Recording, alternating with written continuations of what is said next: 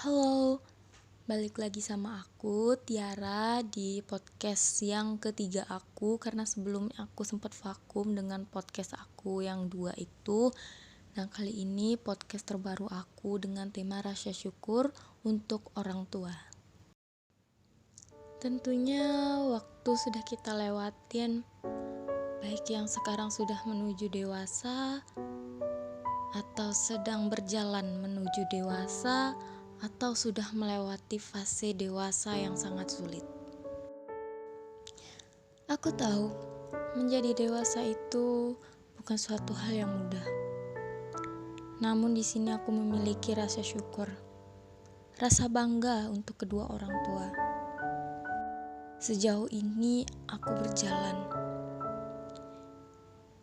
Sejauh ini aku merasakan kegagalan. Tapi karena kedua orang tua, aku merasa bersyukur.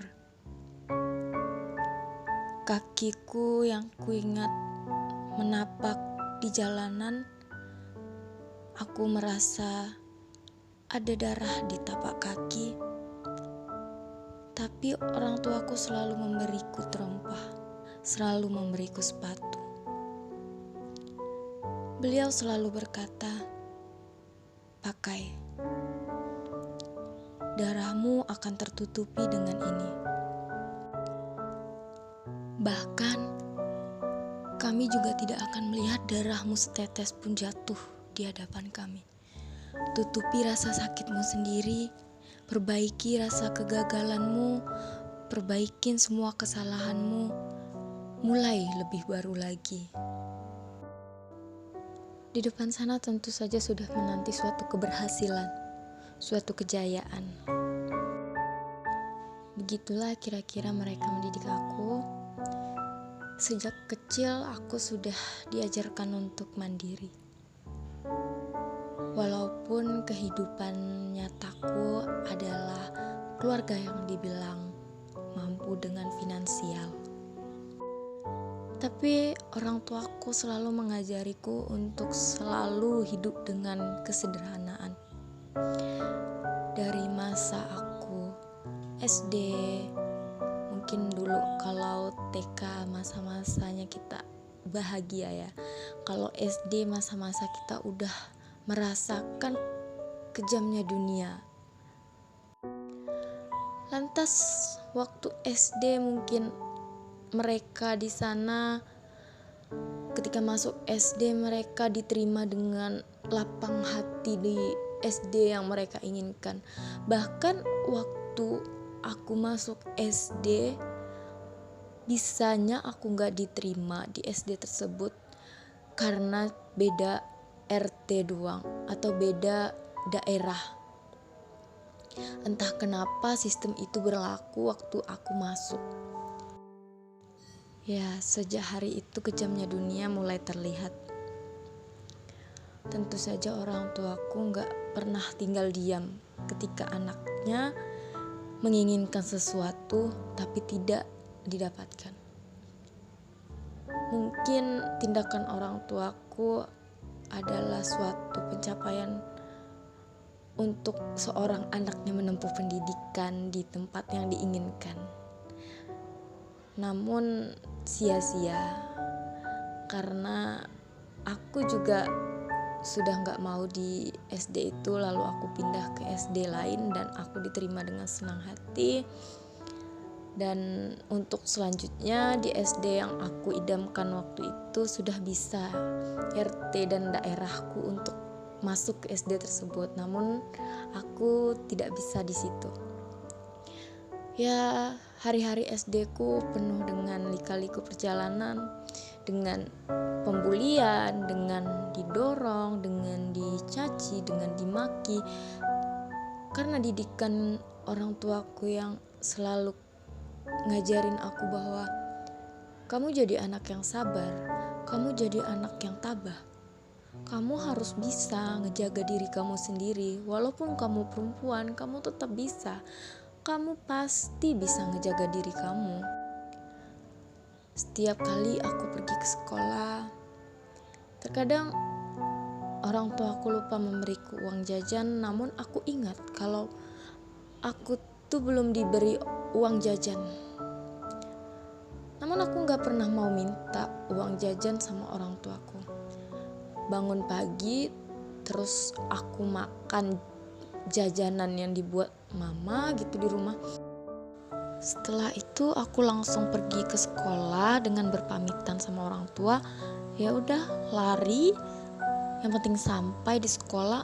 Udah, aku tahu karena aku gak dikasih uang jajan, aku diam aja. Jadi kayak di sekolah itu ketika teman-teman pada jajan, pada beli ini, beli itu, lalu mereka ngajak aku jajan. Tiara, ayo kita jajan gitu. Terus aku jawab, iya, aku nanti aja deh jajannya, soalnya aku pengen nabung nih, aku mau beli sesuatu.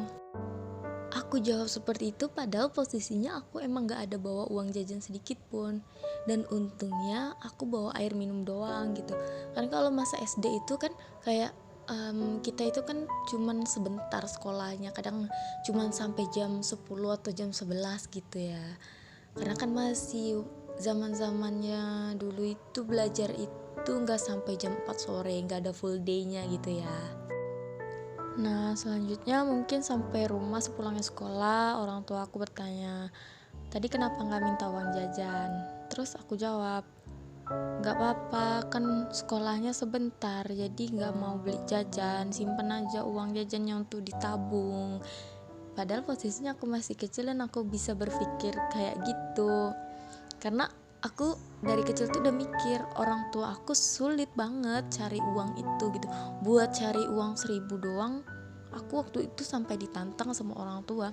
Kayak orang tua bilang, kamu bisa gak ngehasilin uang 1.000, gak usah 1.000, uang 100 rupiah aja dalam satu hari ini, kata mama papa aku gitu ya kan.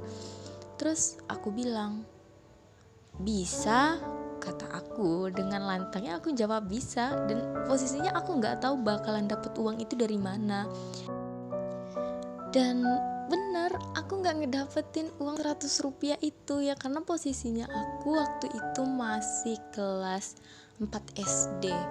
Aku gak tahu dapet uang 100 rupiah itu dari mana gitu.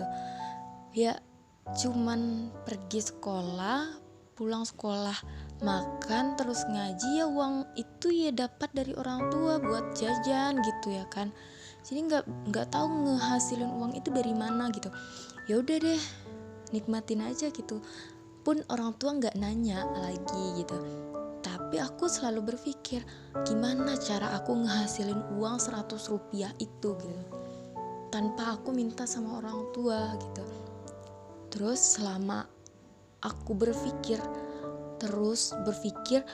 jadi musimnya binder masa itu ya, binder kayak kartu-kartu gitu. Jadi kepikiran sama aku nih, aku sering ikut ke pasar sama mama, terus aku beli binder, aku jual deh binder itu kayak 1.000 10 buah gitu kan. Dengan aku beli sama mama kan, dibeliin mama itu kan dengan paling 5.000 gitu kan banyak dulu tuh murah banget binder gitu kan ya.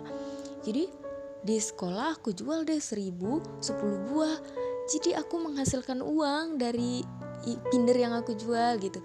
Jadi aku pulang, aku bilang, "Hore, aku dapat uang. Aku tadi jualan binder yang dibeli. Alhamdulillah, bagus." Kayak orang tua tuh seneng, kayak wow hebat aku ya gitu. Aku mikirnya kayak aku hebat loh bisa ngehasilin uang gitu. Bisa, kemarin itu orang tua aku nyuruh cari 100 rupiah. Nah sekarang aku bisa ngasih 1.000 gitu. Dengan hasil binder yang dibeliin aku jual balik gitu. Mungkin sejak SD itu aku belajar untuk mencari uang. Tapi pendidikan tetap nomor 1 gitu ya. Terus di sekolah itu mungkin teman-teman aku ngebully aku. Karena posisinya dulu tuh aku tuh suka panas-panasan gitu kan. Jadi kulit aku itu hitam. Aku suka panas-panasan gitu. Badan aku kurus banget gitu kan. Kayak anak stunting, kayak kurang gizi banget gitu. Padahal makanku banyak gitu. Ya kan.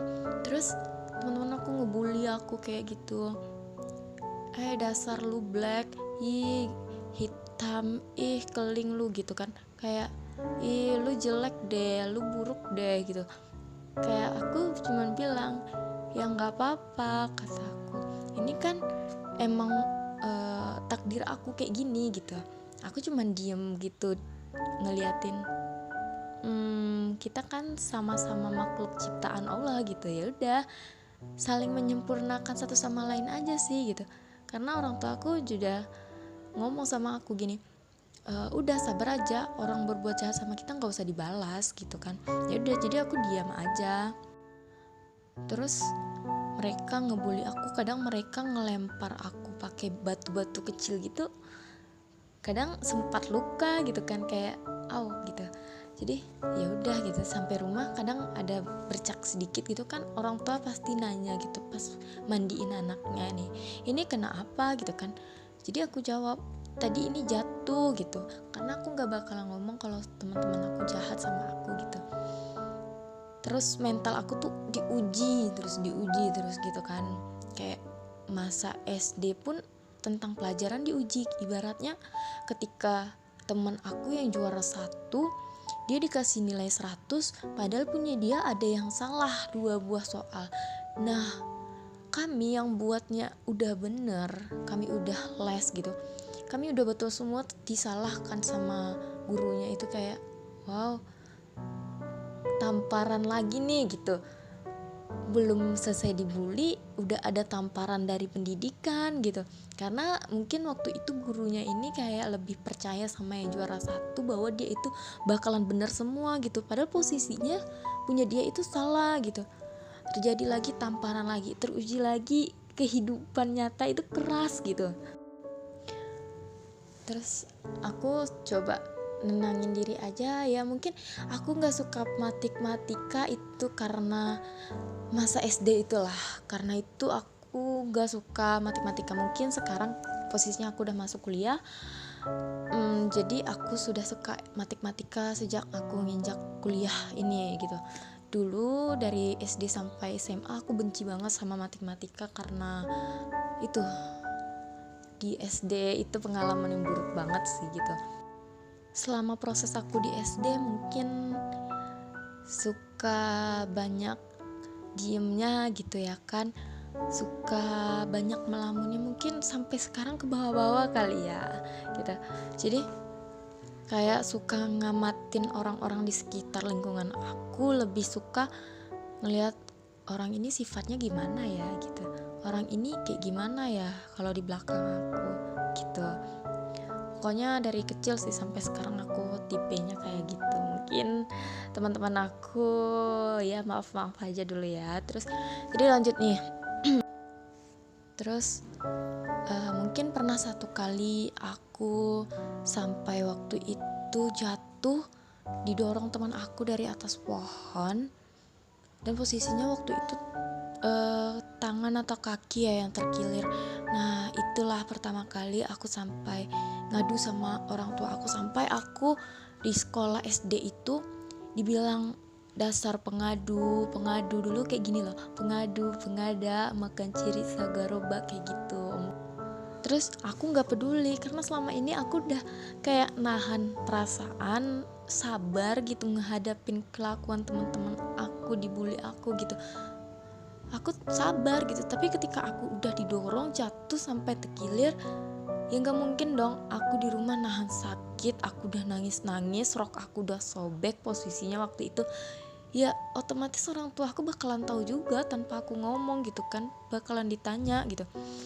Ya udah, akhirnya aku ngomong sama orang tua. Ya udah, orang tua cari anak itu, ya marahin dia gitu, tapi ya udah nggak apa-apa gitu, namanya anak-anak ya kan, namanya saling bercandaan gitu. Ya udahlah gitu, orang tuaku nganggap itu ya udah biarin aja, kita pijit aja lah lagi ya gitu, urut gitu kan. Anak itu ya dimarahinnya kayak ngomong sama orang tuanya aja, anaknya jangan nakal lagi gitu kan. Selanjutnya masa-masa SD aku 6 tahun sudah terlewati. Mungkin ya kelas 6 itu kami ada ujian nasionalnya ya. Ujian nasionalnya itu tepat di sekolah yang aku idam-idamkan. Bayangkan deh, di sekolah yang aku idam-idamkan gitu. Di situ aku, ini dia sekolah yang kemarin ngebuang aku, yang ngecampain aku gitu. Aku bakalan nunjukin kalau aku bisa dapatin nilai yang aku mau gitu. Di sekolah yang aku tempatin sekarang, dimana aku mencari pendidikan gitu kan. Ya udah UN di situ, dan alhamdulillah setelah hasil UN-nya keluar dan nilai aku 90 ke atas. Bener adanya semua hasil dari sabar aku yang diajarin orang tua aku tuh kayak, wah gini ya ternyata kalau kita sabar ada aja hikmahnya.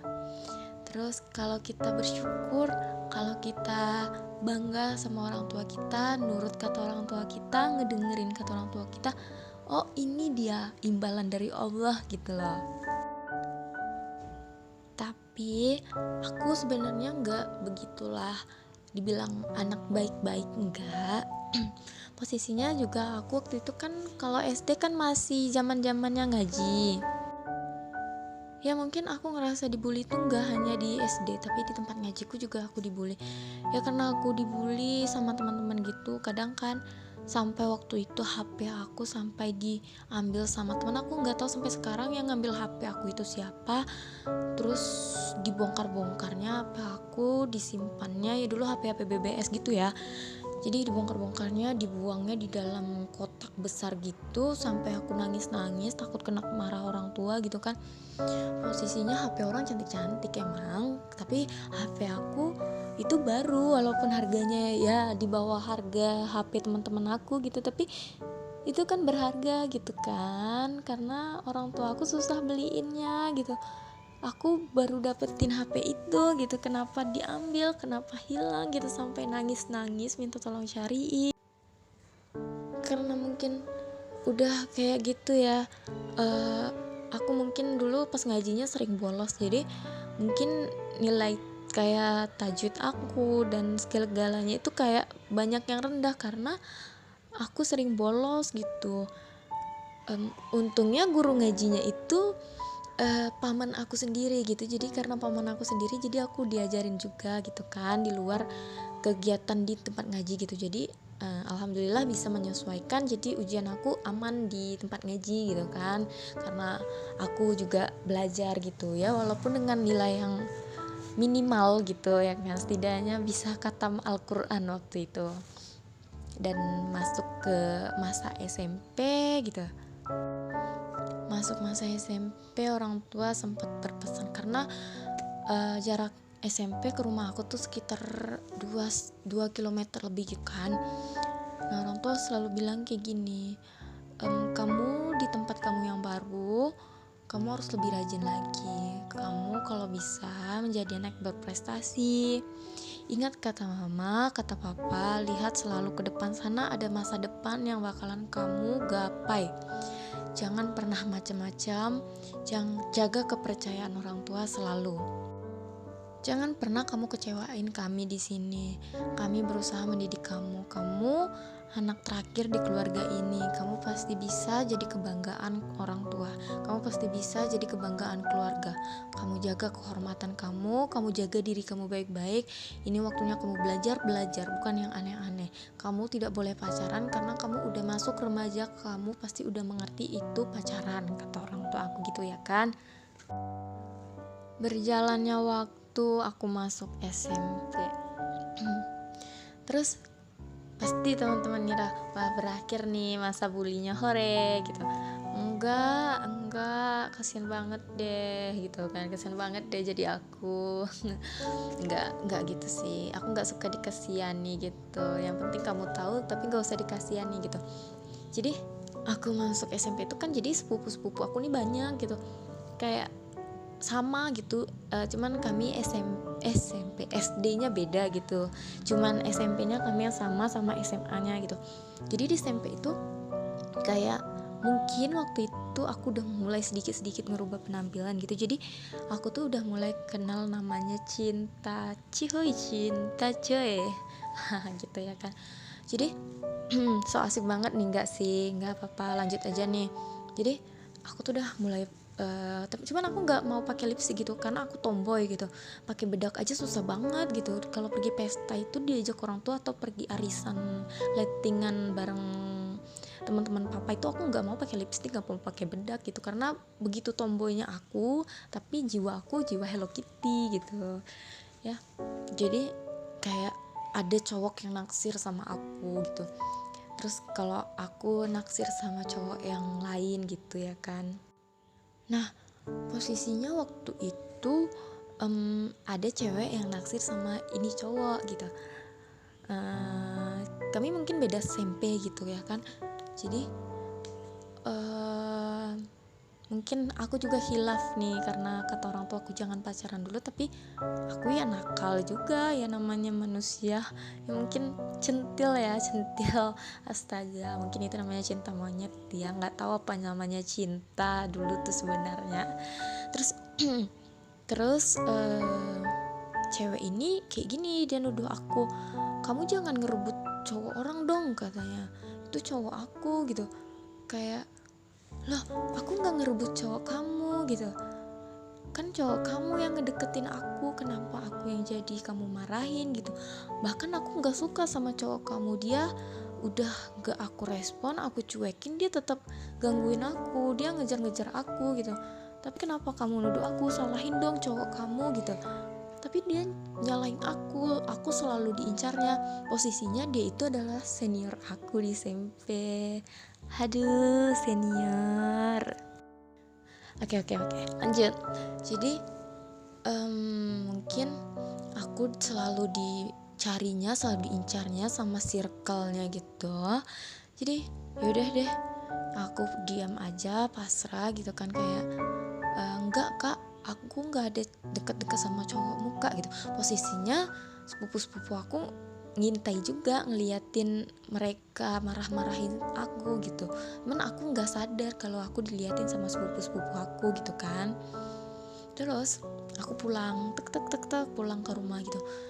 Sampai di rumah aku cerita, aku belajar kayak gini-gini sama orang tua aku dapat nilai 100, aku dapat nilai 80, aku dapat nilai 90 gitu kan. Cerita gitu, senang orang tua dengernya gitu. Waktu itu aku pergi sekolah itu gak diantar guys, gak diantar gitu kan, gak diantar teman-teman gini. Jadi aku tuh pergi sekolah tuh kadang naik angkot. Nah naik angkot, gak tahu naik angkot gak, ini angkutan umum, mungkin gak tahu yang angkot, angkutan umum ya. Jadi kalau pulang sekolah tuh kadang aku jalan kaki karena uang jajan dari sekolah itu kan 5.000 ke SMP, sedangkan naik angkot aja udah 2.000. Terus kalau pulang balik 4.000 dong. Jadi demi menghemat pulang balik aku mungkin, jadi aku perginya 2.000 kan sisa 3.000. Terus kalau aku udah jajan 1.000 di SMP, terus sisanya 2.000 untuk pulang doang. Jadi aku sama sepupu-sepupu aku bernasib sama gitu rata-rata gitu kan. Jadi kami memutusin untuk jalan aja yuk gitu, nanti 2.000-nya bisa kita beliin jajan gitu. Terniat banget gak sih jalan 2 kilometer lebih itu kami pulang gitu. Gitulah selama 3 tahun di SMP yang kami lakuin gitu loh. Itulah kami sabarnya ngejalani hidup kayak gitu, karena mungkin dulu gak ada gadget dan kesederhanaan yang diajarin orang tua kami. Terus mungkin aku juga udah belajar dari SD itu kan kayak cari uang tuh susah. Jadi SMP pun aku belajar nabung gitu. Setiap orang tua aku ulang tahun atau mbak atau mas aku yang ulang tahun, aku selalu nabung gitu buat beliin hadiah. Walaupun yang hadiah yang aku beli itu cuma suatu bros mainan jilbab gitu yang harganya cuma 10.000 gitu. Aku ngumpulinnya susah banget gitu. Aku pengen ngebahagiain kedua orang tua aku gitu, kayak aku mau ngasih sesuatu, kira-kira apa ya yang disukain mama, kira-kira apa yang disukain papa. Oh iya, kalau mbak kira-kira dia jilbabnya apa ya yang disukanya, kalau emas kira-kira parfumnya apa ya, kayak gitu. Aku nggak pernah mikirin diri aku sendiri gitu, kayak padahal aku butuh parfum, aku butuh bedak, aku butuh beli ini, aku butuh beli itu, tapi aku nggak pernah mikirin diri aku untuk beli itu gitu. Aku malah mikirin orang rumah harus punya gitu, orang rumah harus bisa ada itu gitu. Jangan buat aku dulu deh, buat orang rumah deh, kapan lagi, kalau nggak dari sekarang aku ngasih itu. Karena cuman rasa bersyukur aku sekarang itu ya untuk orang tua aku, ya caranya ya kayak gitu, dimulai dari hal-hal yang kecil aja gitu, pasti mereka tuh seneng gitu. Ya udah, aku tuh kayak biarlah aku jalan kaki pulang, yang penting aku bisa nabung, bisa jajan buat aku, bisa beli paket nelpon gitu kan, untuk aku nelpon temen gitu kayak gitu. Sedih sih perjalanan, padahal ibaratnya keluarga kami tuh kayak aku sama sepupu-sepupu aku tuh keluarga yang mampu gitu kan, tapi kami memilih untuk hidup sederhana, kayak sama orang tuh nampilin apa adanya, nggak mau neko-neko. Mungkin kali ini podcast aku tentang rasa syukur terhadap orang tua ini, untuk orang tua aku, yang lebih tepatnya mungkin rasa syukur kita itu kan berbeda-beda. Mungkin di stop sampai sini dulu kali ya teman-teman. Nanti next besok atau selanjutnya gitu, aku bakalan ngelanjutin podcast aku yang kedua dari tema rasa syukur untuk orang tua ini. Karena aku ngasih durasinya cuma 30 menit aja, biar gak kelamaan banget ceritanya ya. Mudah-mudahan teman-teman bantu support aku di podcast aku selanjutnya ya. Mudah-mudahan apa pesan dan kesan, saran-saran teman-teman boleh di kolom komentar. Semoga bermanfaat, semoga dijadikan suatu pelajaran motivasi untuk membangun diri kita semua ya teman-teman. Oke, terima kasih and thank you yang udah selalu support. Terima kasih untuk orang tua aku, I love you gitu kan. Biar so sweet ya. Tunggu ya podcast kedua aku part 2. Oke, see you, dadah.